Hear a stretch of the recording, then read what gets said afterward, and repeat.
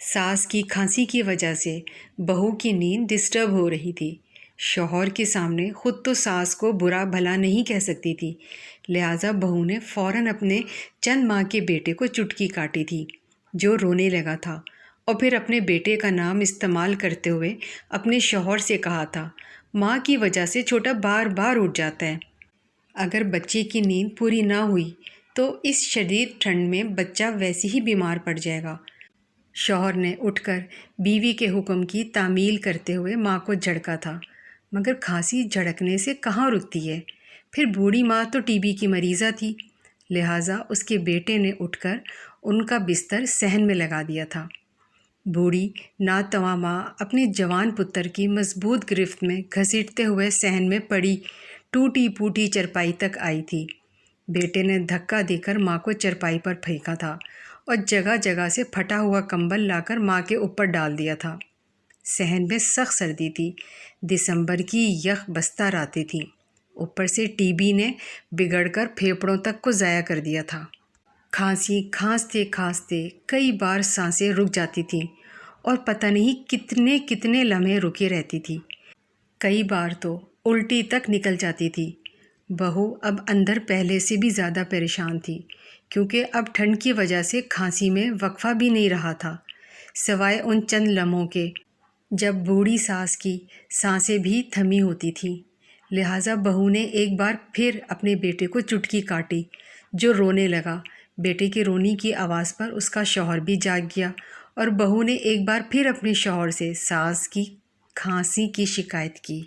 اور ایک بار پھر شوہر اٹھا اور آنن فانن اپنی ماں کے سر پر پہنچا، چرپائی کا ایک سرا پکڑ کر کھینچا اور کھینچتا ہوا صحن کے دوسرے سرے تک لے گیا۔ ماں بیچاری کہیں رستے میں ہی گر گئی، اور واپسی پر منہ اندھیرے جب اپنی چہیتی بیوی کے پاس لوٹ رہا تھا تو اس کا پاؤں اپنی ماں سے ٹکرایا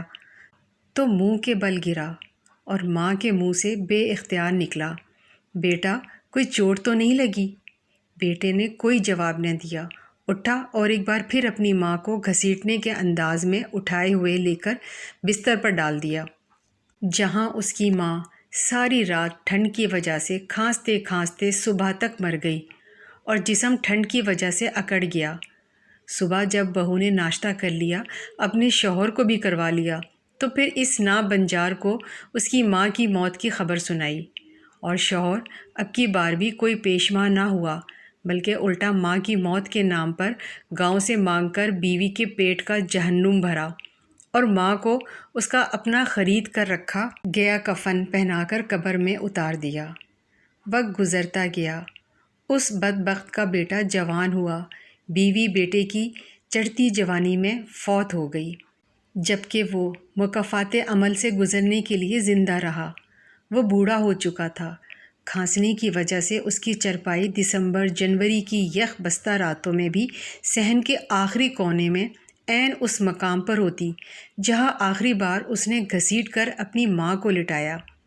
اس کے پاس اوڑھنے کے نام پر وہی ماں والا کمبل تھا، البتہ وہ مرد تھا، چل پھر سکتا تھا،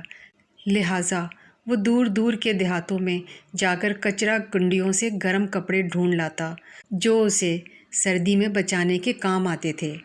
مگر سردی سے بچ سکتا تھا، اپنے انجام سے نہیں۔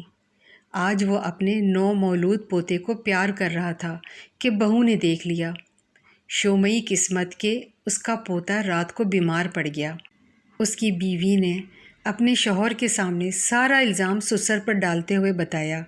کہ سسر نے اسے اٹھا کر باہر ٹھنڈ میں اپنے پاس رکھا، میرے مانگنے پر مجھے گالیاں دیتا رہا اور کہتا رہا کہ تو بچوں کو باپ دادا کے پیار سے محروم کر رہی ہے۔ ساتھ ہی بیوی نے مگرمچھ کے آنسو بہانے شروع کر دیے، یہاں تک شوہر طیش میں اٹھ کر گیا اور باپ کو صحن کے کونے میں پڑی چرپائی سے اٹھا کر گھر کی دہلیز سے باہر پھینک دیا۔ جب اپنے بیٹے کے ہاتھوں ذلیل و رسوا ہو کر بوڑھے کو گھر سے باہر پھینک گیا تو اسے اپنی ماں کی یاد آئی، جس نے آخری الفاظ میں بھی بیٹے کی فکر کرتے ہوئے پوچھا تھا، بیٹا تمہیں کہیں چوٹ تو نہیں لگی؟ ساتھ ہی وہ بوڑھا شخص اپنے بیٹے کا انجام سوچنے لگا، اور انجام سوچتے سوچتے ساری رات سردی میں ٹھٹر ٹھٹر کے مر گیا۔ کہانی سے سبق ملتا ہے کہ والدین کے ساتھ کیا گیا سلوک ہمارے ہاتھوں لکھی گئی ایک تحریر ہے